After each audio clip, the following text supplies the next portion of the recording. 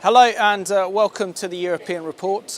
In this programme today we'll be discussing the very important issue of what role the EU and what role can the European Parliament play in helping to foster closer political relations with the Israelis and the Palestinians, and we'll also be talking about the potential come September in the United Nations of the UN recognising a unilateral Palestinian state, and we're saying what implications will this have for the Middle East peace process. In today's programme I'm joined by Dafna Friedman, who's the Communications and Campaign Officer for the Europe-Israel Public Affairs, Tomas Sandell, the founder and director of the European Coalition for Israel, partner in crime. And also we are joined by Michael McCann, who heads up Israel-Britain Alliance based in the UK. So welcome to the programme. Firstly, I'll start off with you, Thomas. The French government is very much involved in trying to kickstart the Middle East peace process, to try and push through an agreement between the Israelis and the Palestinians. Can you tell us a little bit more about what the French government are trying to achieve, and why aren't they including Israel in these potential peace talks? Well, thank you, Simon. Pleasure. It's great to be back again. And as you know, there was a peace summit planned for the 30th of May, which would have been 2 days ago. And it was postponed, and it's now scheduled for the 3rd of June on Friday. When it comes to the peace negotiations, I think the parameters are always clear. It's more a matter of bringing the parties to the same table, and obviously this is something that has not succeeded in the last few years. And it's understandable that the international community can have a certain level of frustration and try to do their utmost to kickstart the negotiations. Our concern, of course, is that you want to discuss peace in the Middle East without having the two parties at the table. And this was also the objection from the Prime Minister Netanyahu, to say that if we are to discuss peace, obviously, we want to be involved. This should not be a matter for the international community or the French government for that matter. Their game plan, of course, is to say that, listen, we need, as an international community, the quartet and the major players to come together to look again at ways of kickstarting, and then later in the autumn bring the parties together and try to reach an agreement or a timetable during which an agreement would have been achieved. I think as far as the details are concerned, they're not very clear. A lot probably has to do with psychology as well. I think they feel it's good for the overall mode just to see that something is happening. And Michael, you're here representing Israel-Britain Alliance. Can you tell us about this organisation? And also, do you think that the issue of the Israeli settlements is the key issue that is preventing an agreement between the Israelis and the Palestinians? I don't believe that settlements are the key issue, but I think that every year that passes where the Palestinians don't have a leader that will properly negotiate on their behalf makes it more difficult to find peace. Let's absolutely be clear about this. The idea of bringing forward anything through the United Nations without both parties sitting down at a table and thrashing out all the issues is plain stupid. I don't need to be diplomatic anymore, I'm not a politician. And let's be clear about another issue. The Palestinians refused a state in 1948. The Jordanians and the Egyptians refused to give the Palestinians a state from 48 to 67, and then taking it right through to 2000, when Bill Clinton was tantalisingly close. He said recently he nearly killed himself over giving the Palestinians a state. They refused it again. And let me bring it even more up to date for you. In 2014, when I met with Palestinian Authority ministers and when I met with the PLO, I put this to them. If the Clinton-Arafat-Ehud Barak deal was put back on the table with 2014 prices, would you accept the deal?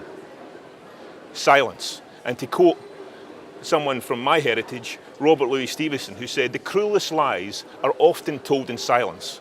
And the cruelest lie was told in silence that day, and the people who benefit from the Palestinians not negotiating, or don't benefit, I should say, are the Palestinian people. So therefore, people have to understand the history of this dispute. and why we've now got disputed territories. And bringing in other third parties to try and resolve it without the consent of the two parties, who are the most important participants in that discussion, is absolute madness. Absolutely. And Dafna, I want to bring you on board on this one. As you're an Israeli, you have probably a better perspective than any of us, and particularly when it comes to Israelis, that the Israelis would do anything near enough for peace, make any dangerous territorial concessions in order to have a lasting peace with their Palestinian neighbours and other neighbours in the Middle East. What do you think are the key issues that are preventing an agreement between the Israelis and the Palestinians? So as you say, yeah, I truly believe that Israelis want peace with all their hearts, and we are willing. We did it in the past. We gave a lot for peace, and all we care about is living in peace.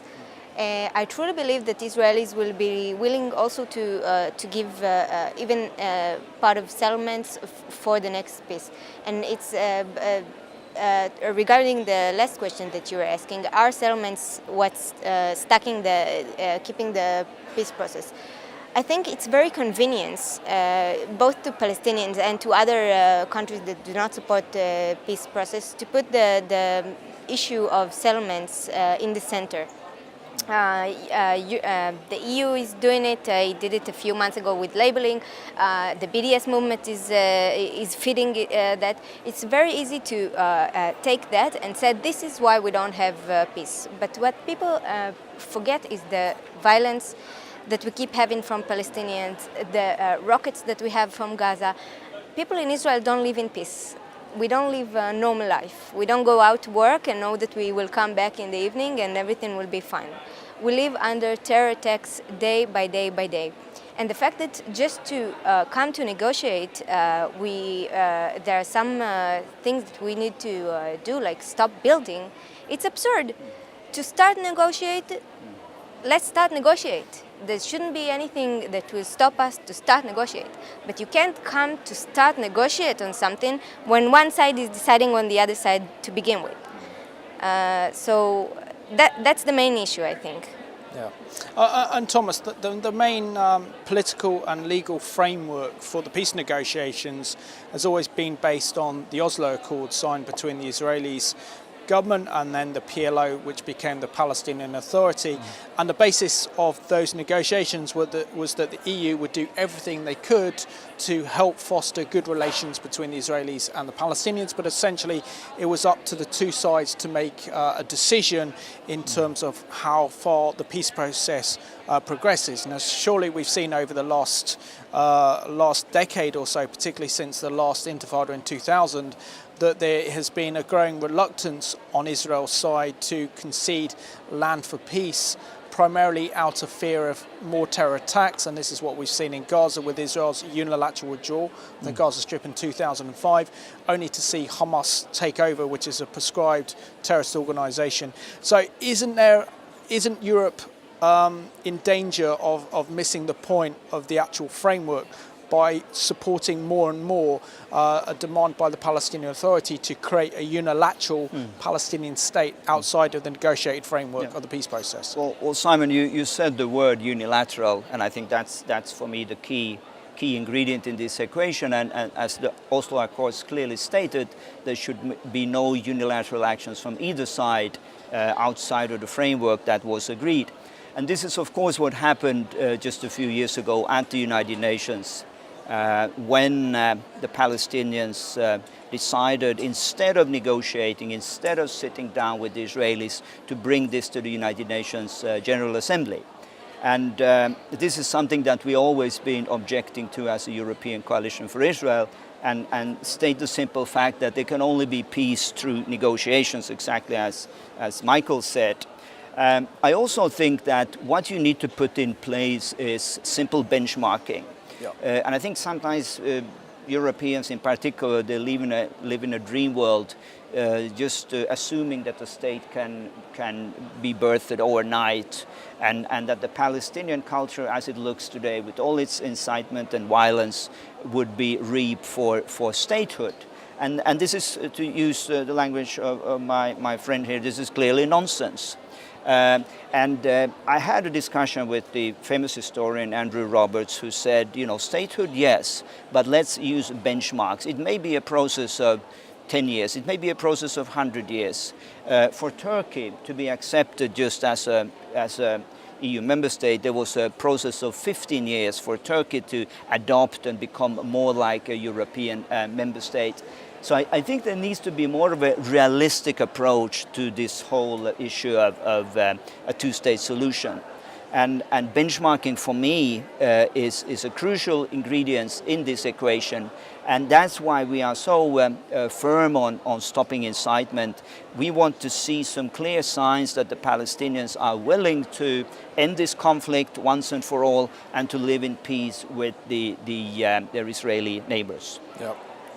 And Michael, with your former colleagues in the House of Commons, particularly those on the left, are coming to a position where they feel that the Israeli-Palestinian conflict has gone on far too long, and the overall answer is to actually concede and put pressure on Israel to actually create a Palestinian state on the ground and support a unilateral Palestinian state, regardless of the security situations that would cause. Now, isn't it a fact that it's thanks to the IDF, the Israeli Defense Force, that are actually keeping Mohammed Abbas in power at the moment, and that if Israel makes peace with Abbas today, tomorrow Israel could find that Hamas are in charge of the Palestinian Authority? And what we see with the situation with the rockets and missiles being fired over from Gaza, we would see that situation intensified over the whole nation of Israel. And so therefore, isn't it important that Western leaders and Western politicians look at the security implications on the ground before they decide to support a unilateral Palestinian state? When you were referring to those people on the left, and that is an affliction of people on the extreme left in the UK, they have either willful ignorance or they're just ignorant of the history, how the whole situation came around in the first place.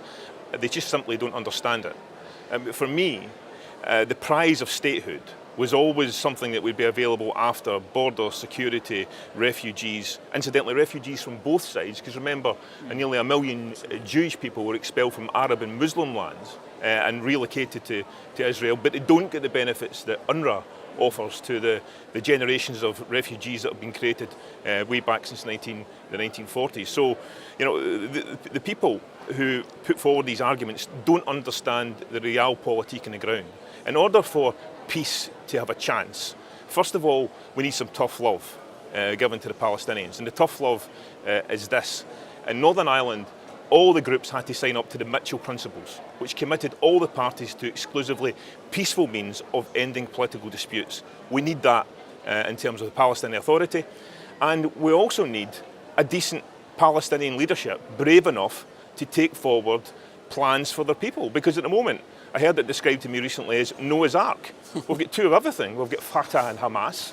We've got the two different views in terms of how they should participate in peace. Fatah claim that they're interested in peace. Hamas want Israel wiped off of the face of the world. So that's the difficulties that we face. The Palestinians have never been blessed with a leadership that will properly represent their views, because the vast majority of Palestinians want peace. And going back to the British Parliament, the vote that took place in October 2014 was utterly worthless. All they try to do is they're participating in a process that Hamas would support, which is salami slicing their way to the conclusion which they want without offering any compromises. And the key compromise that they won't offer is they won't offer non-violence. And they need tough love. They need to be told that we cannot support you if you continue down this path. You're damaging your people's future, and every year that passes, the issues become more difficult to resolve. The issues of settlements, the issue of where the lines will be drawn, the issue of refugees. I was talking to someone at EIPA recently in Washington, you know, where there was a fourth generation claiming that it was a Palestinian refugee. It's utter madness. The UNHCR exists to stop refugees, exists to repatriate them to new countries where they can start a new life.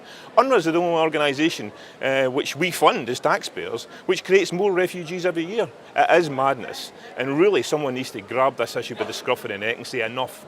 Let's have a sensible discussion and reach some sensible resolutions to these problems. Absolutely. And Dafna, I mean, when we look at Israel's, if we look at the Israeli Knesset, the Israeli Parliament, and particularly the Israeli government, it was only since 1997 that a government of the centre-left has taken power in Israel, as Ehud Barak's government, and there's a growing concern, isn't there, amongst ordinary Israelis now, that Israel is living in an increasingly dangerous neighbourhood thanks to the Arab Spring that's become the Arab Winter, with the rise of Islamic extremism right throughout the region. Israel has to deal with now almost a civil war on Israel's northern border with Syria. And also we're seeing the rise of ISIS as well in the Middle East, as well as Israel having to deal with Hamas, Hezbollah, Palestinian Islamic Jihad, and who knows what other Iranian-sponsored terrorist organisations are in the region. So can you explain to us really the security dangers for Israel in terms of accepting Europe's proposal of allowing the creation of an independent Palestinian state outside a negotiated agreement? Well, there's so many problems. I don't know where to start, but Israel is such a tiny country. We have, wherever you look, we have enemies, except of Jordan, which we have kind of a good peace with them, and Egypt. We have danger from the north with Lebanon and Syria, of course, and as you mentioned, ISIS. And by the way, ISIS, we can feel it within Israel, because some of Arab Israelis are actually joining ISIS, and that's the latest phenomenon. So we feel danger every day. And with the Palestinians, this is one of the reasons that we even started having some kind of wall between us, or some kind of gates that we can pass things through, or decide who comes in or who comes out. Because even when I was a kid at the early 80s, there wasn't such a thing, and the Palestinian could come and work in Israel, come back. We had a good relationship. Some of the people I know would go to their markets and buy and come back. All started with the Intifada, and it escalated until what we are experiencing today. And as you said before, it's really hard when you're from outside to understand the reality on the ground. And I understand the willingness of all the world for peace, and everybody really wanting to push for it, and the French and the Arab leagues and everybody else. And it's good. It comes from a good place, but it's really difficult to decide on stuff when you're far away. And whoever wants to initiate something in the Middle East and in Israel specifically needs to come, needs to see the things in his own eyes, needs to learn about it and about the history, as you said, and to talk to politicians and to the people on the ground. Otherwise, you cannot do it by remote control. It does not work. And Tomas, when it comes down to the kind of issue of Israel, shouldn't Europe make better relations with Israel, primarily because Israel shares the same values as Europe? It is the foundation of our Judeo-Christian heritage. Also, that Israel is not the problem in the Middle East, that Israel is the solution. It is a beacon of light in a growing, dark and dangerous region. And Israel is the only true democracy in the Middle East, and the only place where Christianity is actually growing. So isn't it important that maybe our European leaders examine the good role that Israel plays in the Middle East in actually confronting this violent terrorism extremism that we're seeing that's sweeping right across the region? Absolutely, Simon, and one would think that this would be crystal clear after the recent attacks in Paris and Brussels, and we realize what type of enemy Israel is facing, as Dafna says, every day, and this is only now becoming clear for us in Europe. We had a conference just the other week where we basically made two statements. One is that Israeli innovations really is a key to promoting peace in the region. It's something that Europe can benefit from, but also more interestingly, Palestinians. And there was a similar conference just yesterday where we were. It was displayed how Israeli innovations are fostering integration in Israel. How Arabs and Palestinians can be helped to start their own companies, and this way really bring the two parties together, not through BDS, not through demonization or trying to isolate and build walls and label Israeli goods. That's not the way. So I think the solutions are very clear, and we need, and I think especially as non-Jews, we have a responsibility in Europe to raise this point and make the choices very clear, to say, either we are looking at more of development as we see in the Middle East. The alternatives are clear, but there is one exception, and that is Israel. As you said, a beacon of light, the only democracy in that region. And it's not rocket science to decide on what side should Israel stand on that issue. Yeah, and Michael, as a former British member of the British Parliament, you visited high-ranking officials in Lebanon, in Jordan, as well as the Palestinian Authority, and also in Israel. What do you say that Israel has that Israel's Arab neighbours don't have in terms of democracy, freedom of press, freedom of religion? Everything that we have in our daily lives. We can turn on the television or the radio, and you can hear a vibrant political debate. You can hear people contradicting government ministers. You can hear people challenging government ministers. Israel's a democracy. Israel is entitled to be criticised, just in the same way Britain can be criticised, France can be criticised, and Germany can be criticised. The USA can be criticised. Democracies make mistakes because they're democracies, and that's the important part. But let me tell you, the BDS movement is anti-Palestinian, it's anti-Israeli, and it's anti-peace. And quite frankly, the cause that they claim to represent, to help the Palestinian people, is done a massive disservice by what they're attempting to do. The people in the UK might not know that when they collect a prescription from their doctor, there's a 1 in 6 chance that prescription, that drug, will be made by Teva Pharmaceuticals based in Israel. And there's loads of examples, breakthroughs in Parkinson's disease, Alzheimer's, dementia, things that my parents, grandparents, people across Europe will benefit from. We should be celebrating Israel every single day, and we should be thankful that we have Israel as a vibrant democracy, which is, quite frankly, if you look at the map, is an arc which is, quite frankly, holding the Middle East together. If that wasn't there, the whole thing would collapse, and it would be even worse for every country in the world. Yeah. And Dafna, how can Europe play a role in helping to foster closer ties between Israel and our neighbours? I think Europe can be an amazing actor in the region. It has the power, it has the means, and it has Europe just needs to be given an equal way of treating both countries. That's the only thing it should do. Because right now, as I said earlier, we had the labeling issue for Israel against settlements, which is fine and it's acceptable. You can argue if it's wrong or right. But nothing has been done to the Palestinian by transferring money, aid money for the Palestinian. And by that, you're basically giving them the wrong message that, and this is the feeling among Israelis, that Europe is right now for the Palestinian.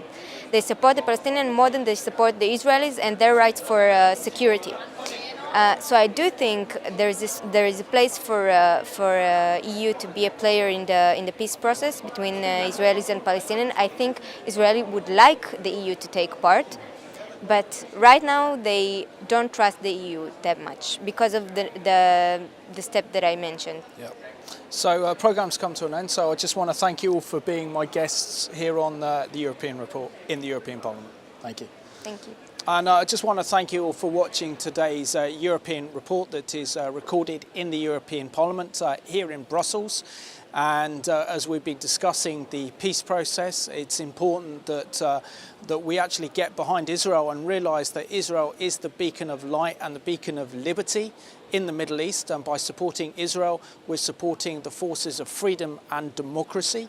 And our European leaders would do well to take that into account rather than supporting a unilateral Palestinian state outside of a negotiated agreement between the Israelis and the Palestinians, as that won't bring peace, but instead it will create more conflict and war. So I want to thank you for watching today's European Report.